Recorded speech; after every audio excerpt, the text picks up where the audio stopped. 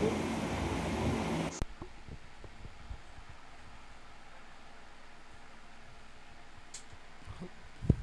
ముందుగా సార్ గారికి నా వందనాలు, సంఘస్థులందరికీ నా వందనాలు.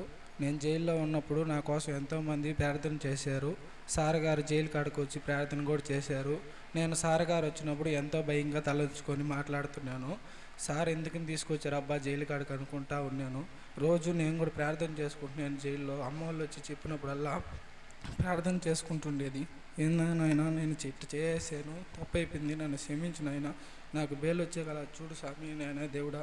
నేను కూడా బయటకు వచ్చిన తర్వాత భార్య నీ సన్నిధికి వచ్చి నీ బిడ్డగా ఉండేటట్టు నన్ను కాపాడమని దేవుడిని అడుక్కుంటా ఉండేది, ఏడస్తా ఉండేది. జైలు కాడికి వచ్చినప్పుడు ఆదివారం పూట అందరికీ చర్చి బియ్య పిల్లకాయలందరికీ దేవుడు ఒక రూమ్ ఇచ్చి ప్రార్థన చేసుకోమని చెప్పేవాళ్ళు వచ్చి. నేను పోయి ప్రార్థన చేసుకునేవాడిని. నేను ప్రార్థన చేసుకున్న 4-5 రోజులకి నాకు బెయిల్ వచ్చింది. దేవుడు నాకు గొప్ప అవకాశాన్ని ఇచ్చినందుకు ఇదే నా సాక్ష్యం. మంచిగా మనకు క్లుప్తంగా సాక్ష్యం చెప్పిన శశికి ప్రత్యేకమైన వందనాలు. ప్రార్థన చేద్దాం.